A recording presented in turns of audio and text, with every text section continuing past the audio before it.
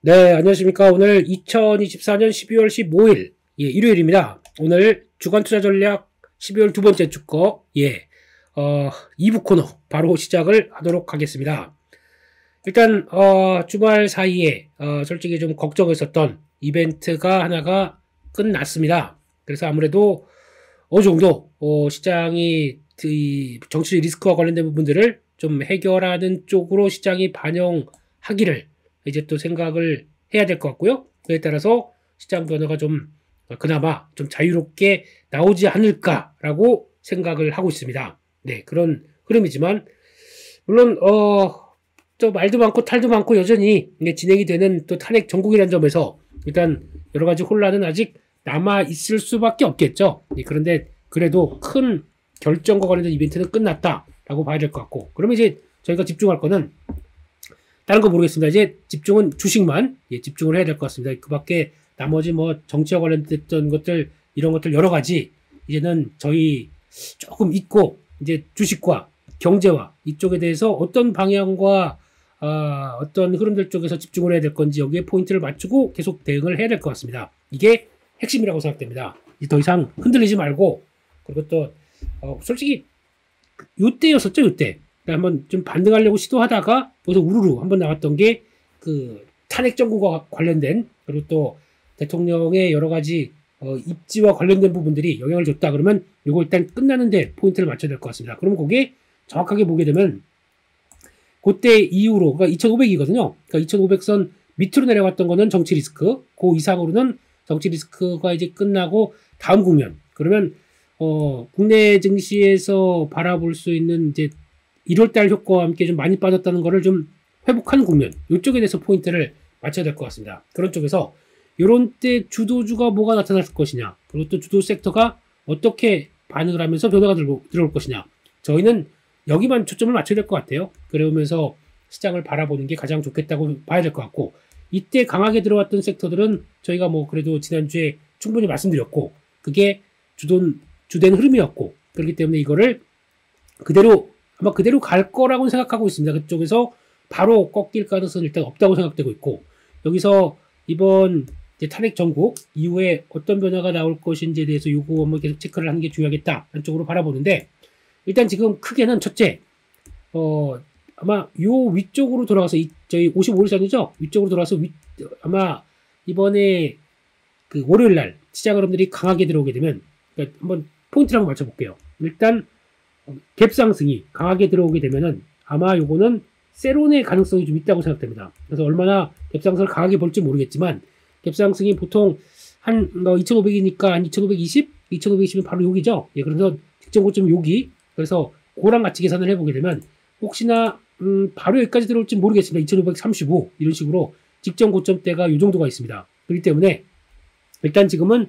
혹시나 장 초반에 2535라든가 그 직전 고점까지 빠르게 갭상승이 들어온다라고 하게 되면 요 정도 부분은 좀 경계를 좀 해야 될 것 같아요. 55선에서 그냥 바로 쫙 이렇게 가기가 좀 어렵습니다. 다 아시는 것처럼. 네, 그래서 지금 이것도 완화된 모습들이 이렇게 해서 턴하기 시작하는 과정들이 좀 나와야 될 것 같아요. 그래서 갭이 강하게 나온다. 이거는 세론 가능성이 있다. 이벤트가 사라지고 나서 그거 한번 염두를 하셔야 될 것 같고, 그렇게 되면은 다시 쭉 눌릴 겁니다. 그러니까 보통 갭상승이 얼마나 나올지 모르겠지만 2535나 그 직전까지 빠르게 들어온다 그러면 약간 그렇구나 싶어서 최근에 여기까지 해서 쭉 달렸던 쪽들을 살짝 비중 조절할 필요가 있습니다. 살짝이라고 하게 되면 뭐 현금 비중에 따라 다릅니다. 그 현금 비중이 만약에 너무 적고 거의 베팅을 많이 했다 라고 하게 되면 현금 비중 20% 정도까지 맞춰 놓을 수 있도록 조금 비중 줄여놓으시죠. 줄여놓으시고, 아니 현금 비중 많다 그러면 상관없으시겠지만 여기에서는 들어갔다가 다시 55일선을 확인하는 과정들이 나온다. 그러면 세론 비슷하게 나오고 한번 갭상승 나왔다가도 2500을 다시 한번 터치해서 지지하는 과정들이 한번 나올 것 같습니다. 그러면은 그게 55일선 지지하는 모습들이죠. 그래서 다시 한번 보시게 되면은 이게 위쪽으로는 딱 들어왔다가 여기 다시 한번 눌리는 과정, 요거까지 한번 확인해야 될 것 같고, 그러면서 이 과정들이 이게 쭉 하고 3일선이 맞다는 과정까지 조금 좀 기다릴 것 같고, 그렇게 됐다가 제대로 가기 시작하면 그게 진짜인 것 같습니다. 그러면은 그게 아마 다음 주 중에 빠르면 뭐 주초 약했다가 주 후반에 강하는 이런 쪽의 변화가 나올 수도 있기 때문에 그러면 다음 저항은 200일선이죠. 그러면 거기까지 맞춘다라고 하게 되면 아마 이 정도 한 2590, 뭐 2600 이 정도까지인데, 근데 여기서부터 이제 중요하게 봐야 될 게 55일선 안착해서 간다고 하더라도 여기서부터는 이제 한국 경제에 대한 시각을 볼 수밖에 없어요. 한국 경제에 대한 체력. 그러니까 지금 다 아시는 것처럼 한국 경제가 그렇게 강한 편이 아니거든요. 내년 가게 되면은 2%도 안 되는 경제 성장률을 갖고 있다라고 했을 때 이게 생각보다 강력한, 그래서 또 우리나라를 어떤 다른 시장보다 못 갔기 때문에 한국에 대해서 이제 주식 사야지라고 마구마구 들어오는 외국인들의 시각들이 나올 수 있을지는 아직 잘 모르겠습니다. 그렇기 위해서는 강조드렸던 것처럼 환율이 변해야 되는데 환율이 지금 전혀 변할 상황들을 안 보이고 있어요. 그런 상황이라는 점, 매크로 지표가 여전히 강하다는 점, 이거를 좀 체크해야 될 것 같습니다. 그거 한번 체크해 볼까요? 일단 지금 미국 매크로 지표와 함께 지금 최근에 나오는 부분들을 보게 되면은 달러 인덱스입니다. 달러는 생각보다 뭐 그렇게 뭐 강하진 않다고 하더라도 지금 잘 보시게 되면은 한 105대를 이탈 안 해요. 105대 중반대 갔다가 다시 이쪽으로 쭉 들어오면서 106대, 지난번 갔던 107대까지 다시 달러 강세가 진행되고 있습니다. 이렇다는 얘기는 좀 이따 보시게 되면 금리도 상승입니다. 이게 왜 이러냐면은 일단 지금 미국은 첫 번째 경제가 강하다, 생각보다 셉니다.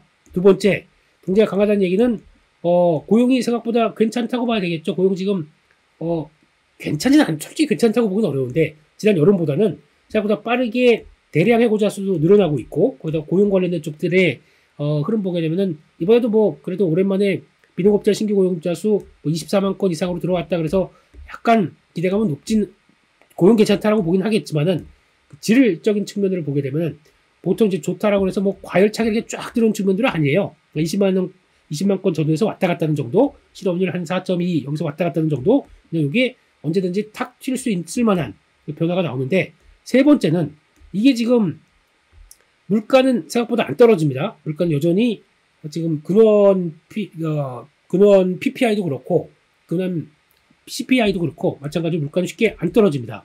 왜 이런 현상이 나오냐면 아무래도 트럼프 정책에 대한 불안감들이 좀 남아있다고 봐야 되겠죠.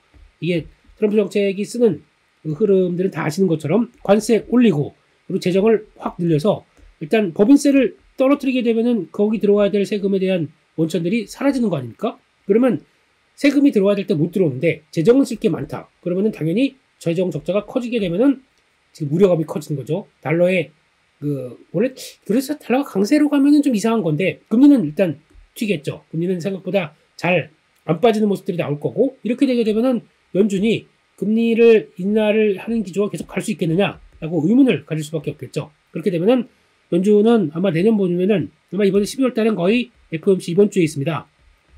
금리 인하로 가닥을 잡을 것 같고 내년에 지금 최대 3회 정도 예상을 합니다. 그렇게 되면은 12월 달 금리 인하하고 3회 정도 하게 되면 이제 가까스로 4%에서 3% 정도, 3% 후반대 정도까지 내년 가야 내려올 걸로 바라보고 있는 상황들인데, 그렇게 됐을 때 지금 시장에서 생각하는 분들은 다른 국가, 그러니까 EU나 그리고 또 캐나다나 뭐 이런 다른 국가들 쪽에서는 금리를 빠르게 내리고 있습니다. 왜냐면은 미국이 트럼프가 또 저런 공세를 갑박을 갖추게 되면 우리 경제에 대한 충격이 나올 수 있겠다. 그러다 보니까 오히려 그렇다고 뭐 경제가 썩 좋은 측면도 아니기 때문에 미리 선제적으로 금리 인하를 하는 측면들이 높다라고 하게 되면, 이러다 보니까 좀 덜 내리는, 그러니까 덜 금리를 내리는 입장 쪽에서 달러는 강세 쪽으로 상대적으로 반응을 하는 거고, 상대 통화들 쪽의 입장 쪽으로는 오히려 약세로 가는 거고, 이 유로 통화 약세 뭐 이런 식으로 가는 거고, 캐나다 달러 약세, 그러다 보니까 달러가 강하게 반응을 한다라고 봐야 될 것 같은데, 이것도 트럼프 집권하고 1년 정도쯤 되게 되면 생각보다 경제가 이런 여러 가지 조치를 통해서 물가가 제대로 안 빠지고 약간 경제에 위축이 되는 모습들이 나온다. 달러 또 빠져버려요. 그렇게 되기 때문에 아마 요거는 이제 집권하고 1년 때 어떤 변화가 나오느냐에 따라서 계속 많이 봐야 될 것 같고, 그런 측면들이 작용을 할 것 같다는 쪽에서 달러 강세입니다. 그러면 이렇게 되기 시작하게 되면 아마 원화는 지금 원화 측면으로 봤을 때도 생각보다 그러면 빠르게 이제 리스크가 좀 제거됐기 때문에 밑으로 내려온다라고 하기에는 장애물이 있습니다. 달러가 워낙 강하기 때문에 그런 상황이라고 하게 되면 지금 1430원, 1440원 살짝 찍었던 모습들인데 이거 쉽게 안 밀리는 모습이 나오게 되면 외국인들이 주식 사기도 좀 어렵고 약간 환율로 대변되는 어떤 그 나라의 체력들을 생각한다. 조금 부담감이 있는 모습들이겠죠. 그렇기 때문에 이게 좀 내려오기 시작하는 안정받는 모습들이 내려오는 거를 다음 주 확인을 좀 해야 될 것 같습니다. 그러니까 즉 달러는 강세로 가는 기조라고 하더라도 지금 원화도 지금 정치 리스크가 좀 완화됐다는 쪽에서 좀 내려오긴 하면서 워낙 강세가 되는 측면 쪽에서 적어도 이 자리는 빠져야 될 것 같아요. 그러니까 지난번 계엄 사태 때 나왔던 장중의 고가가 1,427원입니다.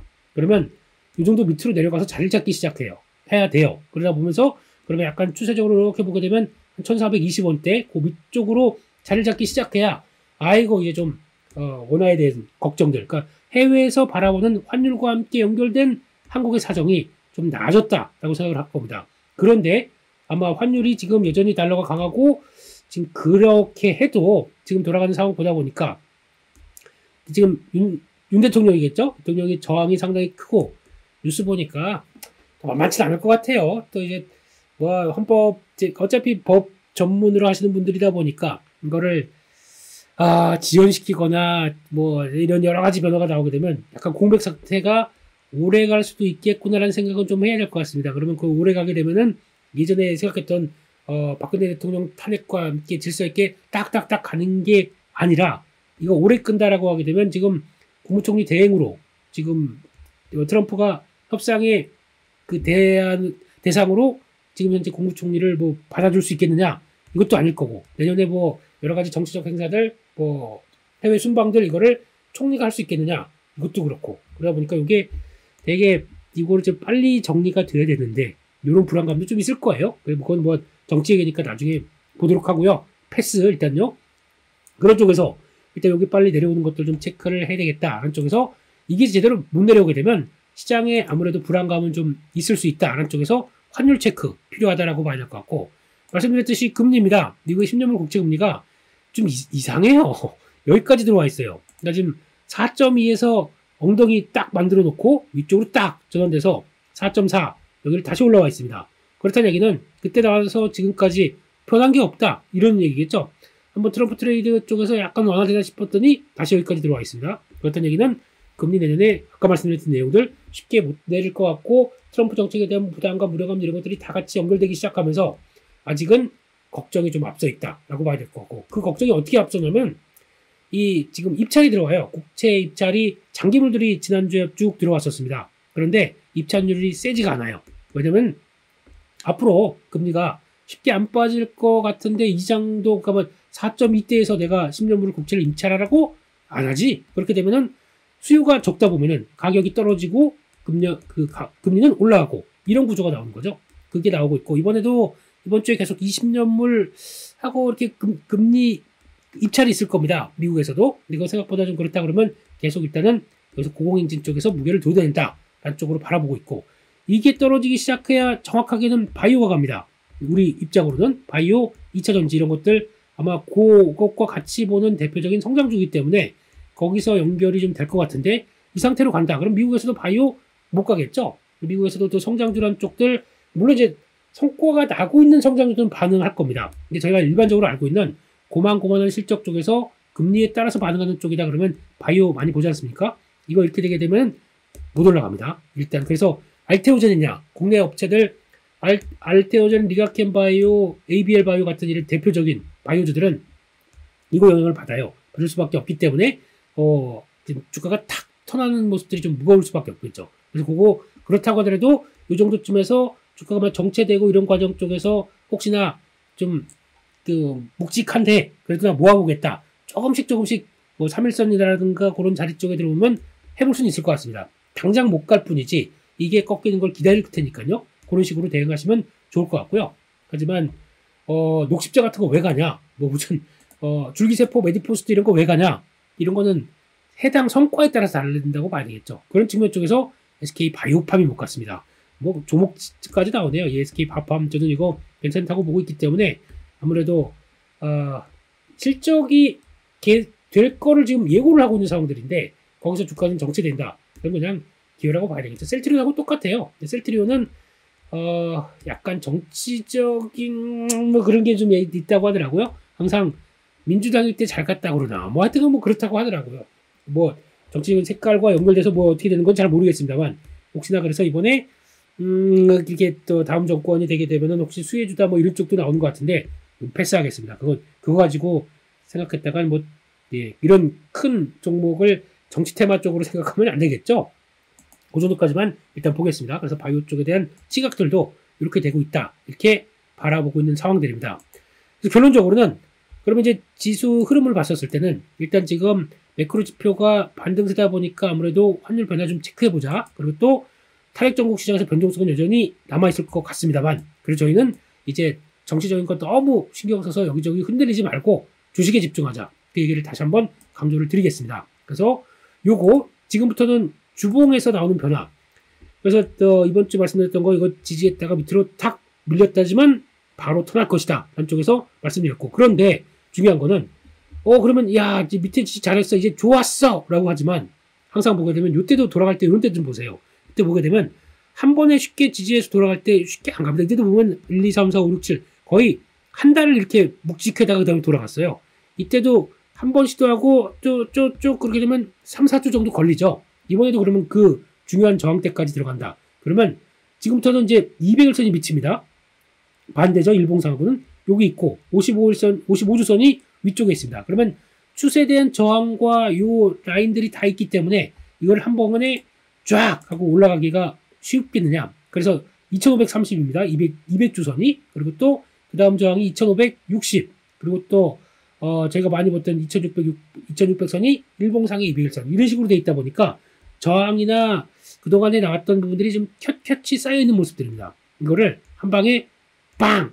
간다고 하더라도 갔다가도 내려올 수 있는 흐름들이거든요. 그러면 와 이제 드디어 간다라고 했다가 또 한번 하루 이틀 또 조정받게 되면 이거 가는 거 맞아? 또 의문과 여러 가지 상황들이 나올 수밖에 없겠죠. 되게 막 복합될 시점입니다. 지금. 그렇기 때문에 이 상태에서는 아마 완전히 벗어난다라고 하게 되면 2600선 위쪽으로 쭉 가서 자 가자라고 나올 때가 가장 탄력이 강할 텐데 지금은 그 중간 쪽에서 좀 왔다 갔다. 그러니까 이번 주부터 연말 정도까지는 2, 3주 정도까지는 이거를 세게 돌파해서 자리를 딱 잡는지 아니면 여기서 왔다 갔다 하면서 좀 여러 가지 좀 단기 변동성 이런 것도 나오면서 살살살 추세를 맞춰가려고 노력할지 이게 좀 중요한 것 같습니다. 그래서 최대한 일단 2600선까지는 보는데 그 사이 쪽에서 왔다 갔다 하면서 단기 변동성 커지면서 물량을 좀 소화하는 과정들이 나오지 않을까 싶은데 생각보다 물량이 많지는 않을 거예요. 왜냐면 이때 개인들이 많이 털려 내려갔기 때문에 게다가 개인들 매도세가 강화돼서 지금 약간 공백 상태로 돼 있죠. 어제 같은 경우도 보면 결국에는 주말에 불안하다 보니까 개인들이 매도로 나옵니다. 이런 현상들. 두 번째는 신용 잔고가 와 거의 쓰나미처럼 밀려 내려가기 시작해서 지금 나오는 신용 잔고는 거의 이제 3년 내 최저치입니다. 15조 3천억이에요. 예, 한때 저희가 18조 19조 그러니까 20조 가면 어떻게 이거 좀 부담인데라고 했던 게 거의 4, 5조가 날라갔습니다. 이때 그냥 정리 털리고 반강제로 날라가고 아예 한국 증시 못하겠다 이렇게 해서 나온 부분들이겠죠. 그러다 보니까 그렇게 물량은 많지는 않은데 여기서 왔다 갔다 하면서 어느 정도 또 긴가민가 하는 거 만들어 놓겠죠. 그 다음에 큰 변화 없다 그러면 그 다음에 변화가 나올 거로 보여지고 있기 때문에 아직은 나왔던 이제 매크로 지표나 여러 가지 흐름들과 함께 조금 좀 한 번에 돌파하기는 좀 어려운 이런 심정들은 조금 더 체크를 해야 될 것 같아서 한번 확인을 좀 더 해야겠다 이런 쪽으로 봐야 될 것 같습니다. 그래서 만만치는 않을 거니까 그냥 쭉쭉쭉 달리면 얼마나 좋겠습니까? 근데 매크로 지표나 이런 것들 확인하다 보니까 아무래도 쉽게는 들어가지 못할 것이다 라고 본다고 하더라도 그래도 예 걱정은 안 하겠습니다. 일단 반등 추세는 유지가 될 것이다 한쪽에 초점을 맞출 것 같고요. 적어도 언제까지? 1월 효과까지.